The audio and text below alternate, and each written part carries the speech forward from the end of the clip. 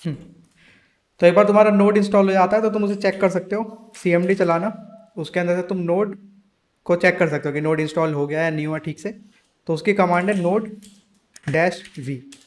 Dash V का मतलब उसका वर्जन चेक करना है बेसिकली। ठीक है, तो नोड हो चुका है इंस्टॉल, ये आ जाएगा तुम्हारा, ऐसे एक वर्जन लिखा आ जाएगा। अगर तुम सेम करोगे यही वाला अभी जो, तो यही वर्जन आएगा बिल्कुल सेम। तो ये है। अब नोड बेसिकली है क्या, जैसे कि जावास्क्रिप्ट जो है एक ऐसी लैंग्वेज थी जो कि पहले सिर्फ क्लाइंट साइड में थी, पहले सिर्फ ब्राउजर्स में वर्क करती थी वो। जैसे अभी क्रोम वगैरह ये सब जावास्क्रिप्ट बेस्ड होते हैं, तो इधर सारी इंटरेक्शन जो है जावास्क्रिप्ट से होती है। तो जावास्क्रिप्ट का कोई ऐसा कह सकते हो कि रन टाइम या फिर ऐसा यूजेज नहीं था कि वो बैक एंड पे यूज हो सके। लेकिन फिर नोड जेएस इसीलिए बनाई गई, ठीक है। नोड जेएस का मतलब अब तुम जावास्क्रिप्ट को ही, जो पहले एक क्लाइंट साइड लैंग्वेज हुआ करती थी, उसी को तुम सर्वर साइड पे भी यूज़ कर सकते हो, ठीक है। अपने बैक एंड में डेटाबेस से एक एक कनेक्शन बनाने के लिए, ठीक है, उससे डेटा लेने के लिए, फैच कराने के लिए, सब कुछ। तो यह है बेसिकली नोड जेएस। तो ये तुम्हारा इंस्टॉल हो गया, नोड डैश बी से चेक हो गया। अब इसे यूज़ कैसे करना है? यूज़ करना ईजी है। जैसे फ्लटर का तुम हम ऐप बनाते थे तो उसके लिए कमांड लिखते हैं फ्लटर क्रिएट, तो खुद वो बना देता था फोल्डर वगैरह सब कुछ। यहाँ पे ऐसा नहीं है, यहाँ पे तुम्हें फोल्डर अपने आप बनाना पड़ेगा, बाकी अंदर हम अपने आप करेंगे सब कुछ। तो फोल्डर अपने आप, ये आगे एक न्यू फोल्डर, इसका कुछ भी नाम रख दो, जैसे कि सिंपल बैकएंड। ये आ गया भाई, इसको ओपन विथ कोड कर लो, ये हो गया।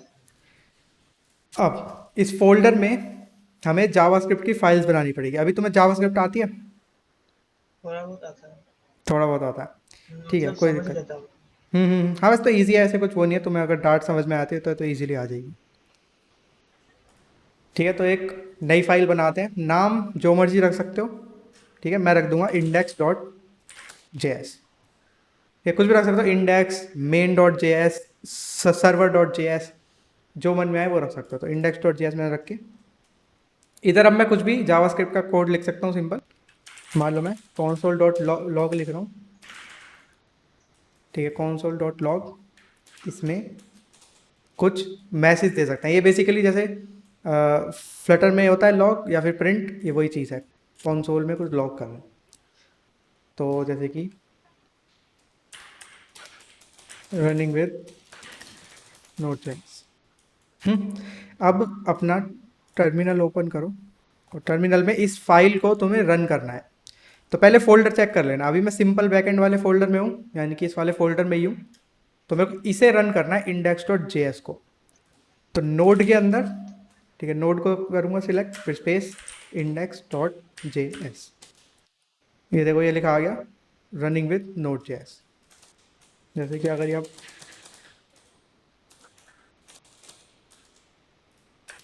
ऐसे आ गया, फिर से करूँगा सेम चीज़, node index dot J S, तो ये आ गया। ठीक है, तो ऐसे नोड और फिर जावा, और जो जो भी तुम्हारी मतलब जावास्क्रिप्ट की फाइल है उसको तुम सिलेक्ट करके ऐसे आराम से रन कर सकते हो। अभी के लिए यहाँ पे नोड हो गया, मतलब नोड तो तुम्हारे पीसी में इंस्टॉल हो गया। इस चीज़ से तुम्हारा ये चेक हो सकता है। ये मेरा इंटरनेट आ जा रहा है क्या? तो तुम्हें आवाज़ आ रही है मेरी? हम्म। ठीक है, इसे क्या दिक्कत होगी? हाँ, तो मैं क्या कह रहा था, ऐसे ऐप मतलब ऐसे तुम्हारी एक सिंपल जावास्क्रिप्ट फाइल हो जाएगी रन। अब ये हो गई नोड की बात, मतलब इंस्टॉलेशन हो गई, चेक हो गया कि इंस्टॉल हो गया नहीं हो गया, हमने एक फ़ाइल भी उसके अंदर चला के देख ली। दूसरी चीज़ जो नोड से रिलेटेड है वो है तुम्हारा N P M J S dot com. ये एन पी एम है नोड पैकेज मैनेजर। जैसे तुम्हारे फ्लटर के लिए ये है P O B dot dev, ये इधर क्या है, पैकेजेस है। जो भी तुम पैकेजेस डालते हो, प्रोवाइडर, ब्लॉक या कुछ स्लाइडर या कुछ भी, सारे पैकेजेस यहाँ पे, लेकिन जावास्क्रिप्ट के या फिर कह सकते हो नोड के पैकेजेस यहाँ मिलेंगे तुम्हें एनपीएम पे। ठीक है, तो ये एनपीएम भी बेसिकली इंस्टॉल करना पड़ता है सीएमडी के अंदर। तो नोड जब तुम इंस्टॉल करते हो तो एनपीएम इंक्लूडेड होता है, देखो यहाँ पे लिखा भी है, इंक्लूड्स एनपीएम 8.3.1। तो तुम इसका भी वर्जन चेक कर सकते हो सीएमडी में जाके, npm डैश वी, ठीक है, 8.3.1। और नोड का चेक करूँगा तो नोड का है 16.14.0। तो npm और node दोनों इंस्टॉल्ड है, तुम्हें कुछ भी मतलब चेंज करने की ज़रूरत नहीं है। तो बेसिकली यहाँ पे उसके सारे पैकेजेस मिलेंगे, थोड़े बहुत पैकेजेस हैं जो मैं तुम्हें दिखाऊंगा, मतलब पूरे अभी जब हम बैकएंड बनाएंगे पूरा, उनमें से एक है एक्सप्रेस। ठीक है, अभी मैं वैसे बता नहीं रहा पूरा, ये बस मैं एक एग्जांपल दिखा रहा हूँ कि ऐसे तुम कुछ भी पैकेज को सर्च करके यहाँ पे देख सकते हो। ये एक्सप्रेस बेसिकली क्या है, एपीआई बनाने के लिए काम आता है, या फिर कह सकते हो बैकएंड बनाने का काम आता है। सिंपल तुम्हारी जो रिक्वेस्ट है, गेट रिक्वेस्ट, पोस्ट रिक्वेस्ट, सारी वो सब यहाँ से एंड होती हैं। अभी इस पर नहीं करेंगे बात, अभी npm देखते हैं सिंपली क्या करता है। तो इंडेक्स डॉट जे एस इस सिंपल बैकएंड में बनी हुई है, इसे अभी बंद कर दो, अपना टर्मिनल ओपन करो। अब जब भी तुम एक नोड का प्रोजेक्ट बनाओगे, ठीक है, कोई सी भी एपीआई हो, कोई सा भी बैकएंड हो, तो तुम्हें npm को, जो तुम्हारा नोड पैकेज मैनेजर है, उसे इनिशियलाइज करना पड़ेगा। इनिशियलाइज क्यों करना पड़ेगा? क्योंकि अगर तुम्हें कोई भी पैकेज यूज़ करना है npm का, तो तुम्हें सिंपल सी बात है npm को इनिशियलाइज करना पड़ेगा इस प्रोजेक्ट के अंदर। तो वो करते हैं, सिंपल है उसके लिए ट्रिक, सीधा npm init लिख देना। और फोल्डर्स पे खास ध्यान देना है इसमें, नोट जेएस में हमेशा फोल्डर्स पे खास ध्यान देना कि तुम कहाँ पे कर रहे हो क्या चीज़। तो अभी मैं सिंपल बैकएंड के अंदर ही हूँ, तो ठीक है, इसी के अंदर मैं करना चाहता हूँ। बाय चांस मान लो एक और फोल्डर होता, न्यू फोल्डर, और मैं उसके अंदर हूँ, ठीक है। तो अगर तुम इसके अंदर हो तो यहाँ पे वो वर्क नहीं करेगा ठीक से, क्योंकि तुम्हारा बैकएंड बाहर है। तो ये चीज़ बस याद रखना कि तुम हो कहाँ पर, इसमें से बाहर आना पड़ेगा। तो क्या करना है, npm को इनिशियलाइज करना है, तो npm init एंटर कर देना। उसके बाद ये तुमसे कुछ डिटेल्स मांगेगा, सिंपल सी डिटेल्स है कि पैकेज का नेम, यानी कि तुम इस बैकएंड का नाम क्या रखना चाहते हो। बाकी डिफ़ॉल्ट उसने ये दे रखा है सिंपल बैकएंड, अगर तुम नाम चेंज करना चाहते हो तो चेंज भी कर सकते हो। मैं एंटर कर दूंगा डायरेक्ट। ये इसका वर्जन है, स्टार्टिंग में 1.0.0 अपने आप दे रहा है, तुम चाहो तो चेंज कर सकते हो। अभी मैं एंटर कर दूंगा। डिस्क्रिप्शन कुछ देना चाहो तो दे सकते हो, जैसे कि माय बैकएंड कुछ भी। एंट्री पॉइंट, एंट्री पॉइंट वो वैसे खुद ही उठा लेता है बाय डिफ़ॉल्ट, जो भी जावास्क्रिप्ट फाइल पड़ी होगी। तो इंडेक्स डॉट जे एस उसने उठा लिया। एंट्री पॉइंट का मतलब कि तुम्हारा ये जो बैकएंड है, जब भी ये रन होगा तो इसका एंट्री पॉइंट कहाँ से, जैसे कि हमारे डार्ट प्रोग्राम में मेन डॉट डार्ट होती है, ये बेसिकली उसका वो है एंट्री पॉइंट। तो डार्ट में तो ऑप्शन है नहीं मेन के अलावा कुछ और करने का, इसमें है, इसमें तुम index server dot J S कुछ भी एंट्री पॉइंट अपने आप बना सकते हो। तो मतलब इंडेक्स डॉट जे एस, ठीक है, एंटर कर दो। यह तुम्हारी टेस्ट कमांड, इसे इग्नोर करो। गिट रिपोजिटरी, इसका तुम नाम रख सकते हो यहाँ पे, नाम ना भी रखो तो कोई दिक्कत नहीं, अभी के लिए हम यूज़ नहीं कर रहे गिट, तो एंटर कर दो। कीवर्ड्स फिर से वही है, ऑप्शनल है, कुछ रखना चाहो रख सकते हो। कीवर्ड बेसिकली जैसे कि मान लो मेरी डेटिंग ऐप है तो मैं डेटिंग या फिर ऐसा कुछ कीवर्ड्स लिख सकता हूँ यहाँ पे। ऑथर, ऑथर में तुम अपना नाम दे सकते हो, अपने अपनी एजेंसी का, अपने स्टूडियो का, जो भी तुम्हारा कंपनी वगैरह किसी का भी आ सकता है यहाँ पे नाम। लाइसेंस बाय डिफ़ॉल्ट ये आईएससी लेता है, आईएससी ही रहने देना, ज़्यादातर ये चेंज करने की तुम्हें ज़रूरत नहीं पड़ेगी। और एंटर कर देना। तो बस ये तुम्हें एट द एंड डिटेल्स दिखा देगा कि देखो नेम ये है, वर्जन ये है, ये सब ये है। फिर इज़ दिस ओके, तो या तो यस लिख के एंटर कर देना या फिर वाई लिख के एंटर कर देना, सर दोनों से सेम ही चीज़ है। तो हो गया तुम्हारा npm init। तो npm init होते ही एक नई फाइल बन गई यहाँ पे, ये पैकेज डॉट जेसन, ठीक है। ये बेसिकली तुम्हारे इस बैकएंड की YAML फाइल है, जो हमारे फ्लटर प्रोजेक्ट में YAML फाइल होती थी, जिसमें सारी डिपेंडेंसी होती है और सब कुछ उसी में होता है। ये बेसिकली वही वाली फाइल है यहाँ पे, ये तुम्हारा डेटा है सारा यहाँ पे, ठीक है। तुम्हारी ऐप का नेम है, वर्जन है, डिस्क्रिप्शन है, मेन फाइल है कि मेन फाइल कौन सी है, स्क्रिप्ट है, टेस्ट है, ऑथर, लाइसेंस, सब कुछ है। तो इंडेक्स डॉट जेएस में वापस चलते हैं। तो अब मेरा npm इनिशियलाइज हो गया, तो यानी कि अब मैं npm से उठा के कोई सा भी पैकेज यूज़ करना चाहूँ तो आराम से यूज़ कर सकता हूँ, कोई दिक्कत नहीं।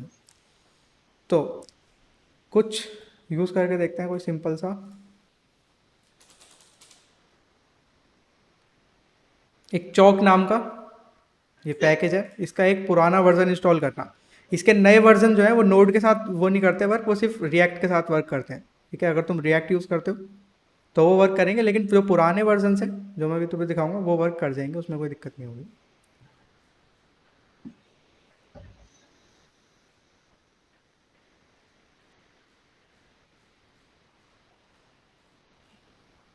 कहाँ गए वर्जन्स, इधर देखो 33।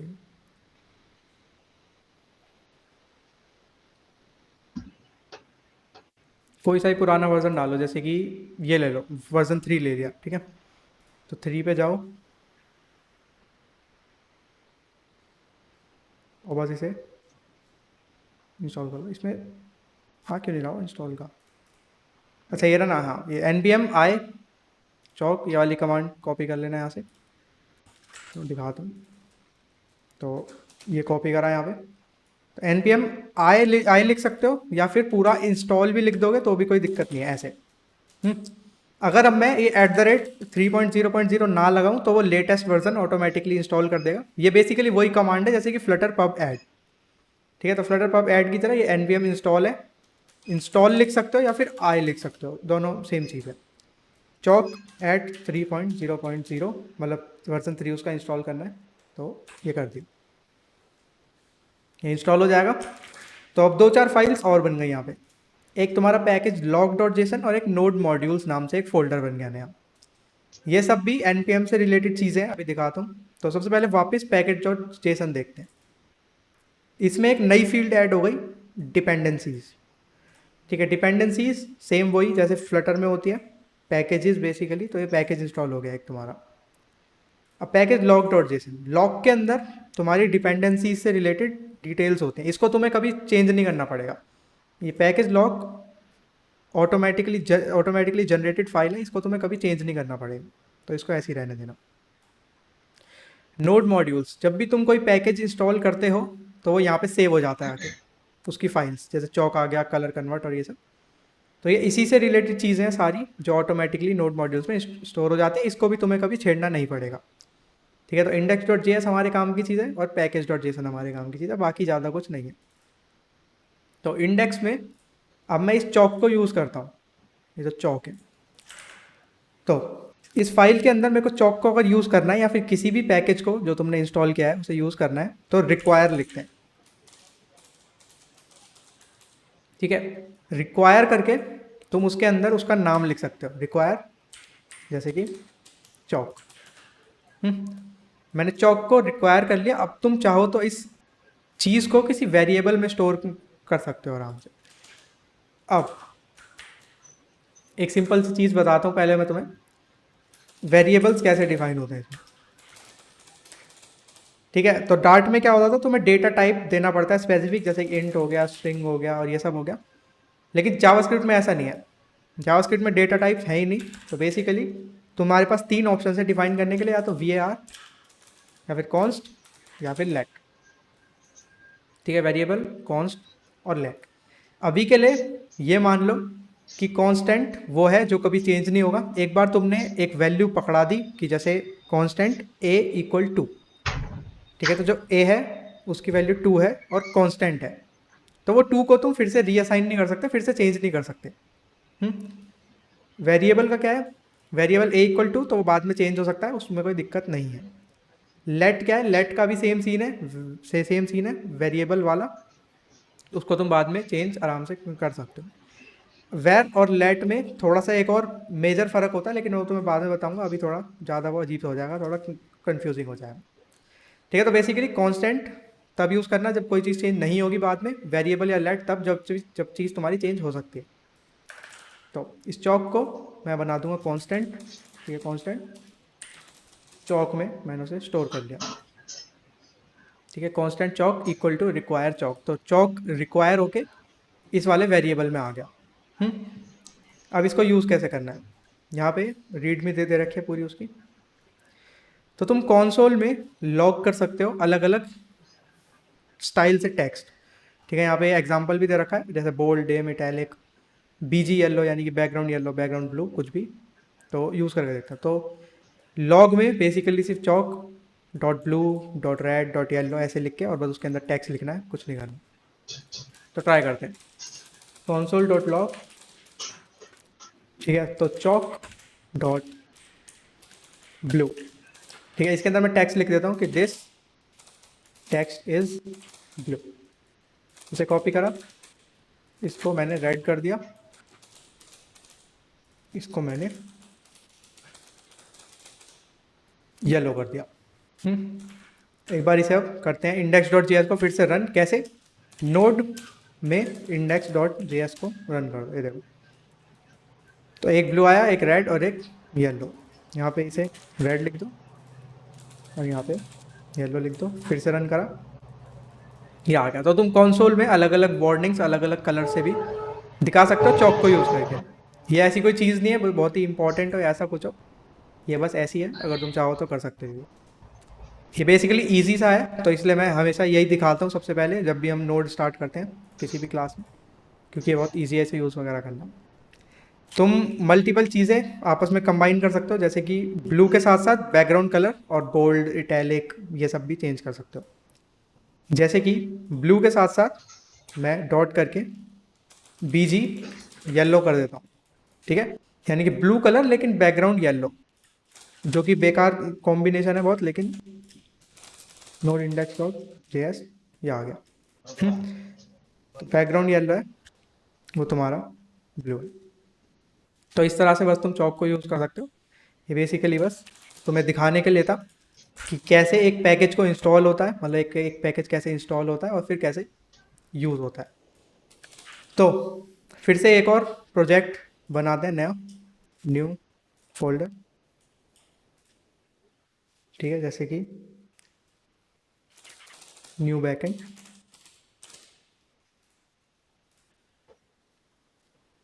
Open with code. इसके अंदर अब की बार कुछ नई फाइल बना लेते हैं, जैसे कि मेन डॉट जे नाम से बनाते हैं, ठीक है, नाम चेंज कर दिया। तो जैसा मैंने बताया, जब भी नोड का कोई प्रोजेक्ट बनाओ तो सबसे पहले npm इनिशियलाइज करना है। तो मैं यहाँ पे स्टेप्स लिख देता हूँ, ठीक है। सबसे पहले तो करना है हमेशा npm init, ठीक है, यहाँ पे कर सकते हो इनिशियलाइज npm, ठीक है। तो सबसे पहले यही कर लेते हैं, npm init करा। अब ये जो जो पूछे करते रहो या फिर सीधा एंटर करते रहो। एंट्री पॉइंट उसने अपने आप उठा लिया मेन डॉट जे, अगर नहीं उठाए बाई चांस अलग नाम आ रहा हो यहाँ पे कुछ तुम्हारी फाइल से, तो तुम लिख देना यहाँ पे खुद की मेन डॉट जे, ठीक है। अभी के लिए तो ठीक है, तो मैं कुछ नहीं कर रहा। एंटर एंटर एंटर, फिर से, ठीक है, सब कुछ ठीक है, वाई करके एंटर कर देना। तो npm इनिशियलाइज हो गया। उसके बाद सेकंड है इंस्टॉल दी रिक्वायर्ड पैकेजेस।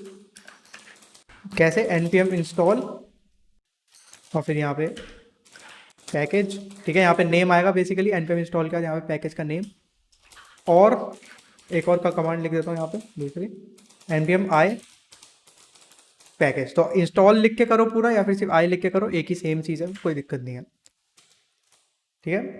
उसके बाद स्टेप 3 है to use the package, use require and then store it in a constant, ठीक है, कॉन्स्ट बेसिकली। तो ये 3 स्टेप है हमेशा। तो अब मैंने पहला तो कर लिया, npm इनिशियलाइज हो गया। अब इंस्टॉल द रिक्वायर्ड पैकेज, जो भी तुम्हें पैकेज चाहिए इंस्टॉल कर लो। हम npm इंस्टॉल चौक एट 3.0.0, चौक का वर्जन 3 मैंने इंस्टॉल कर लिया। अब इसे यूज़ करने के लिए मुझे क्या करना है, इसे एक कॉन्स्ट में स्टोर कर लेना है। तो कॉन्स्ट चौक, अब ये नाम जो मर्जी हो सकता है, ये ऐसा नहीं है कि तुम चौक ही लिखोगे तो ही वर्क करेगा। इसका नाम तुम माई चौक भी लिख सकते हो, कोई दिक्कत नहीं है। बस रिक्वायर करके इसके अंदर अपना चौक डाल देना, जो तुम्हारा पैकेज है एक्चुअली में। अब इस माई चौक को यूज़ करके जो तुम्हें करना है वो कर सकते हैं हम। माई चौक डॉट रेड, चेंज कलर, और बस इसे, और फोर्थ स्टेप भी लिख ही देता हूँ। फोर्थ है तुम्हारा टू लॉन्च दी ऐप, या फिर कह सकते हो फाइल भी बेसिकली, वैसे ये भी एक तरह की ऐप है, ठीक है। तो to launch the app use node and then file name, ठीक है। तो नोड के आगे स्पेस दे के फाइल नेम लिख देना, वो ऑटोमेटिकली लॉन्च हो जाएगी। अच्छा, इंडेक्स डॉट जे तो है ही नहीं, इसका नाम तो मेन डॉट जे है, नोड मेन डॉट जे, ठीक है। तो चेंज कलर, रेड कलर का एक वो तुम्हारा वो आ गया यहाँ पे। बस यही है बेसिकली, तो बेसिक था तुम्हारा सेटअप, तो सब कुछ वर्क कर रहा है। पैकेज हमने इंस्टॉल करके देख लिया, इंस्टॉल भी हो गया और सब कुछ हो गया। तो अब ये तो हो गई तुम्हारी एनपीएम की बात। ठीक है, एनपीएम के जो पैकेजेस हैं ये वो हैं बेसिकली। लेकिन थोड़े से पैकेजेस ऐसे भी हैं जो नोड के अंदर पहले से आते हैं। ठीक है, अगर ये एनपीएम में इनिशियलाइज ना भी करता तो भी वो वर्क करते, लेकिन अब कर दिया है इनिशियलाइज तो भी कोई दिक्कत नहीं है। तो उनमें से एक है तुम्हारा ओएस नाम का एक पैकेज। ठीक है, ओएस वो दिखाता हूँ क्या करता है। तो कांस्टेंट ओएस लिख दो या फिर जो मर्जी नाम ले सकते हो, कांस्टेंट का तो कोई दिक्कत नहीं, बस रिक्वायर करना ज़रूरी है, वो याद रखना। तो मैं रिक्वायर कर रहा हूँ ओएस, इसमें नहीं आ रहा, कोई बात नहीं। ठीक है, रिक्वायर कर रहा हूँ OS console dot log OS dot. ठीक है, तो ओएस डॉट करके यहाँ पे देखो बहुत सारी तुम्हें प्रॉपर्टीज मिल जाएगी। ओएस का मतलब ऑपरेटिंग सिस्टम, बेसिकली तुम्हारे सिस्टम से रिलेटेड चीज़ें इसके अंदर दिखेंगी। अब यहाँ पे एक कभी कभी ना थोड़ी सी कन्फ्यूज़न हो जाती है। वो कन्फ्यूज़न ये है कि मान लो मेरा ये सर्वर है ना, इससे कोई फ़ोन कनेक्टेड है, यानी कि मेरी ऐप चल रही है इस सर्वर से कनेक्ट होके। तो लोगों को लगता है कि अगर ये ओएस से मैं अगर उसका ऑपरेटिंग सिस्टम की मतलब वो डिटेल्स निकाल रहा हूँ तो फ़ोन की डिटेल्स हैं। तो ये फ़ोन की डिटेल्स नहीं है, ये तुम्हारे सर्वर की डिटेल्स है। ठीक है, जहाँ पे तुम्हारा सर्वर रन कर रहा है, जहाँ पे ये JS फाइल रन कर रही है उसकी डिटेल्स हैं ये। तो इसे वो वाली डिटेल्स में समझना। वो अगर डिटेल्स चाहिए तो तुम्हें फ्लटर के अंदर से ही करनी पड़ेगी, या फिर ऑफकोर्स अगर तुम कुछ और यूज़ कर रहे हो HTML CSS वेबसाइट वगैरह तो वहाँ से करनी पड़ेगी। लेकिन जो क्लाइंट की डिटेल्स है वो क्लाइंट साइड से ही मिलेगी और सर्वर की डिटेल सर्वर साइड से ही मिलेगी। तो इस ओएस में तुम्हारे सर्वर की डिटेल्स होंगी, और हमारे केस में हमारा सर्वर क्या है, हमारा पीसी। तो ओएस डॉट फ्री मैम अगर मैं देखूं, ठीक है, यहाँ पे अब देखो ये फ्री मैम के आगे मैंने सीधे ब्रैकेट्स लगा दिया। ये चीज़ देखने के लिए तुम VS कोड की हेल्प ले सकते हो। जैसे कि मैं फ्री मैम लिख रहा हूँ तो एक क्यूब बनी आ रही है। ठीक है, क्यूब का मतलब फंक्शन होता है बेसिकली, यहाँ पे लिखा भी है फंक्शन। तो फंक्शंस के आगे हमेशा ब्रैकेट लगता ही है, तो इसको तो समझ ही लो। फ्री मैम देखते हैं क्या आता है। तो नोड मेन डॉट JS ये आया कुछ। तो ये मेरी फ्री मेमोरी है। ठीक है, यानी कि मेरी कितनी रैम फ्री है अभी मेरे पीसी पे। अगर मैं तुम्हें यहाँ पे दिखाऊं परफॉर्मेंस में, इसको थोड़ा छोटा करते हैं, यहाँ पे भी देखते रहते हैं साथ के साथ।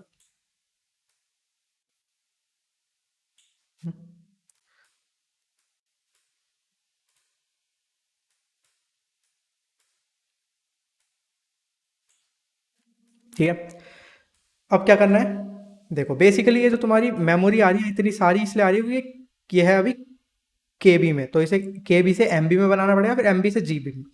तो बेसिकली दो बार इसे 1024 से डिवाइड करना पड़ेगा। तो डिवाइड बाय 1024 और फिर से डिवाइड बाय 1024। अब देखते हैं क्या आता है। तो नोड मेन डॉट JS, तो 9778 कुछ आया। ठीक है, एक बार और करना पड़ेगा शायद, तो ये KB में नहीं शायद बाइट्स में होगा बिल्कुल ही। ठीक है, तो बाइट्स से KB में, फिर KB से MB में, फिर MB से GB में। तो 1024 से फिर से एक बार और करना पड़ेगा। ठीक है, नोड मेन डॉट JS को रन करा, 9.5 क्यों बता रहे हैं। अच्छा हाँ, अवेलेबल तो सही है ना, हाँ मैं ये वाली देख रहा था। हाँ अवेलेबल देखो ऑलमोस्ट सेम ही बता रहा है। ठीक है, 9.55 बता रहा है, और यहाँ पे भी ये 9.6 GB अवेलेबल बता रहा है अभी 16 में से। तो ऐसे तुम्हें मतलब फ्री मेमोरी और ये सब बता सकता है। इसके अलावा और भी तुम्हारे पास इसमें फंक्शन है OS में, जैसे कि इसको हटाओ। तो OS के अंदर और देखो क्या क्या आर्च है। आर्च का मतलब आर्किटेक्चर है बेसिकली तुम्हारे पीसी का, वो दिखाता हूँ कि क्या दिखता है उसमें।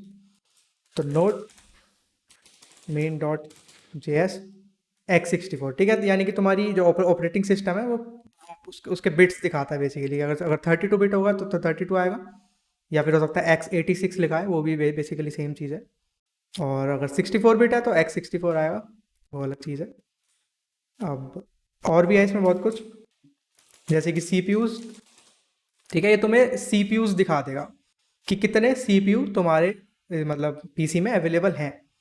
तो अब जैसे किसी का डुअल कोर सीपीयू है तो उसके अंदर 2 कोर्स दिखाएगा ये अलग अलग, अभी दिखाई देता हूँ वैसे ही। नोड मेन डॉट जेएस,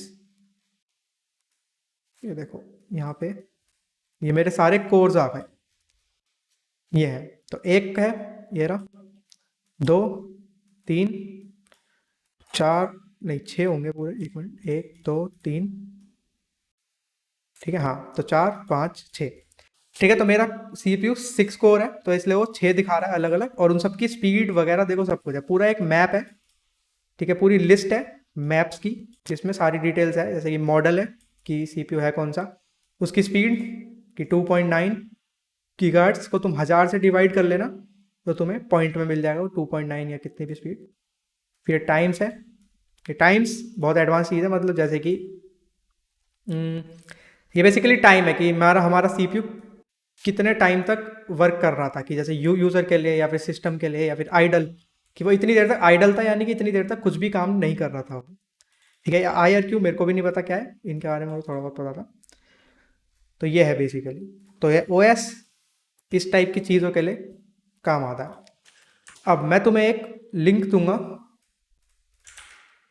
ठीक है, इसको ठीक से याद कर लेना, ये जो हमने अभी करा है। मैं तुम्हें एक चीज़ दिखाता हूँ,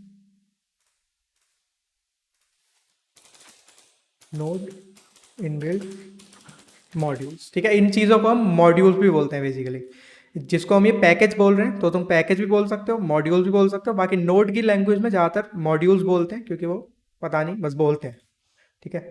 तो ये node JS built in modules में यहाँ पे आया, तो ये कुछ मॉड्यूल्स हैं इतने सारे, जिसमें से मैंने तुम्हें ओएस बताया था ये वाला, ठीक है। तो ये ओएस क्या करता है हमने देख लिया, provide information about the operating system, ठीक है। अब ये सारे हैं, इनके बारे में थोड़ा बहुत पढ़ लेना अगर मन करे तो, बाकी ऐसे कोई दिक्कत नहीं है, इसको तुम ना भी करो तो मैं पूरा प्रोसेस तो तुम्हें बताऊंगा ही, लेकिन एक बार इन पे एक बार बस देख लेना ऐसी, तो कोई दिक्कत नहीं। मैं तुम्हें इंस्टाग्राम में भेज देता हूँ ये लिंक,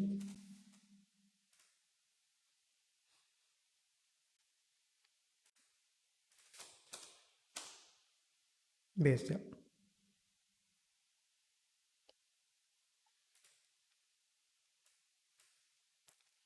ठीक है। तो एक बार बस ये देख लेना, और अपना ये पीसी में मतलब नोट जेएस एनपीएम वगैरह सब कुछ देख लेना, सेटअप हो जाए।